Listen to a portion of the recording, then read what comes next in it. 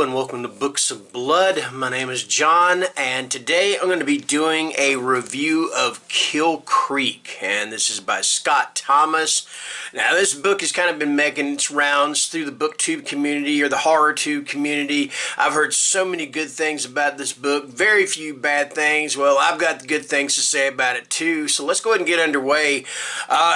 Now, I will say this, it's been a while since I've actually done a review. I just realized, it's been about a week since I got in here to talk and everything. I'm like, well, I better do something because I'm going to forget how to do this crap, okay?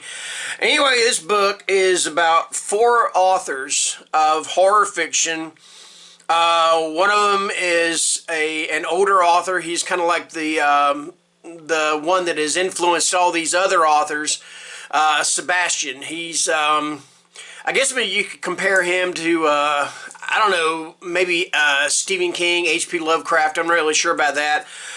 Then you got Sam, and Sam is he writes like your mainstream horror, all right? Kind of the not too extreme and not too juvenile or anything like that, just your mainstream stuff. All right, and he does that. Then you got T.C. Now, T.C. is a woman. She writes... kind of erotic, kind of extreme horror.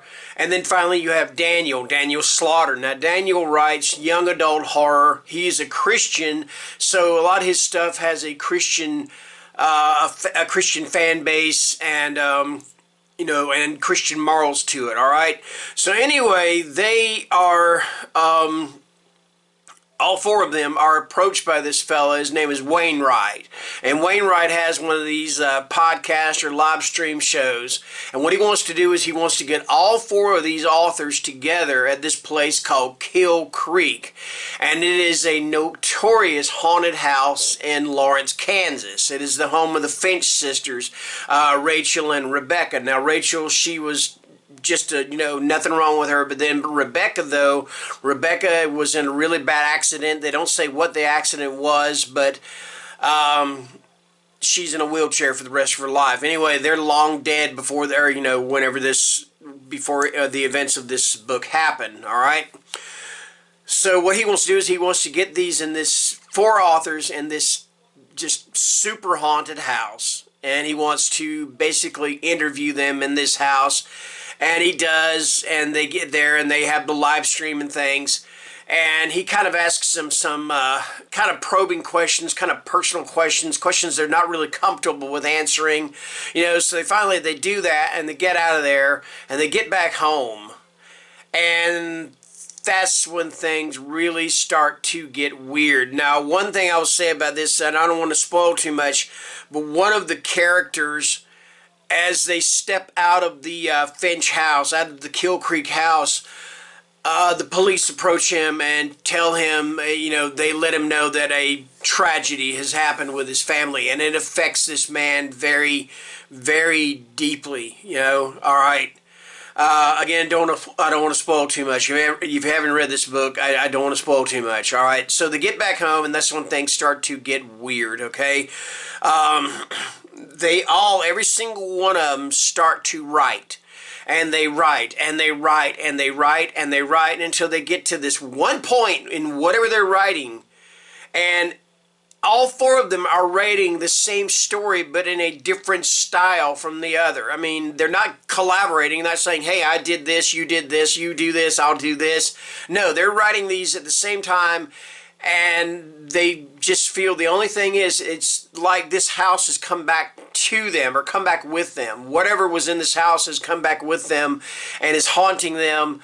And they're also kind of haunted by things from their past. That's the thing about this book, is that this house kind of dredges up things from their past, dredges up their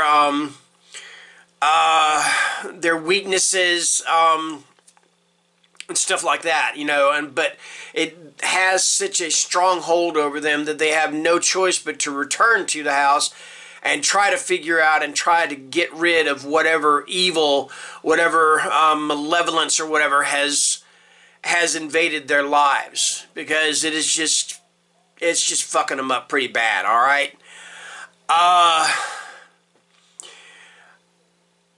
I'm I don't know, I'm getting to where I really love reading a good haunted house book, and this one just checked all the boxes off for me. Yeah, excuse me. Let me get a sip of coffee. Sorry about that. All right. Okay, anyway, this one checked off all the boxes for me, okay? I mean, you got this, you got your haunted house, you got this, whatever entity is inside of this house, you get this entity following them back.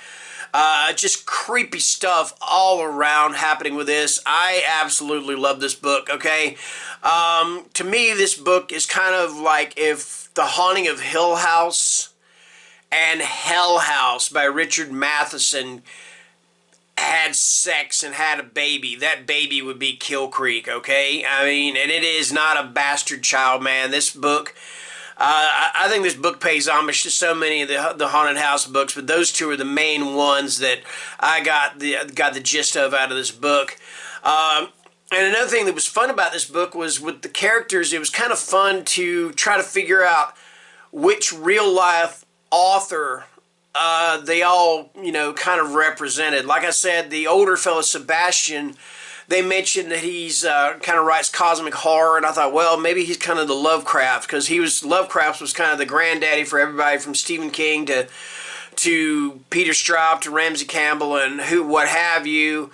Then I thought, well, what about Daniel? Daniel, he is the one that writes the young adult Christian books. I said, well, he kind of sounds like he could be R.L. Stine, maybe, or can't remember that other young adult author's name, but there's that. TC, like I said, she writes the erotic fiction. I'm not really sure who to compare her to. Then there's who was the other guy? Sam. Sam, I kind of compare to Stephen King, because King's stuff is kind of mainstream, not too horrifying, not too extreme, not too juvenile. So yeah, that was fun. Anyway, as you can tell, I love this book. All right. Now, somebody said one time that if you give too many books in a row or too many movies in a row a 4 or 5 star rating, then it hurts your credibility. But I thought, well, wait a minute. What am I supposed to do? If I read a book and I love it, am I supposed to go, well, I'll give it 2 stars because I gave that last book a 5 star rating? I'm not going to do that. I love this freaking book. This is a 5 star all the way. All right, so yeah, this is Kill Creek by Scott Thomas. And, yeah, I loved it. And I want to read more about Scott Thomas. And I know he has a book called Violet out that I want to read. And the thing about this is when I started this, I opened it up and I thought, wow, this book is kind of thick. It's 400 something pages, and I'm like, oh God, I'm not going to want to read this. I'm not going to get through it. And the print is kind of small. I just started reading. I kept reading and reading and reading. I did not want to put this book down. So there you go. That is my review for Kill Creek by Scott Thomas. Highly recommended. Thank you guys for watching. Take care and stay scared. Okay? Bye-bye.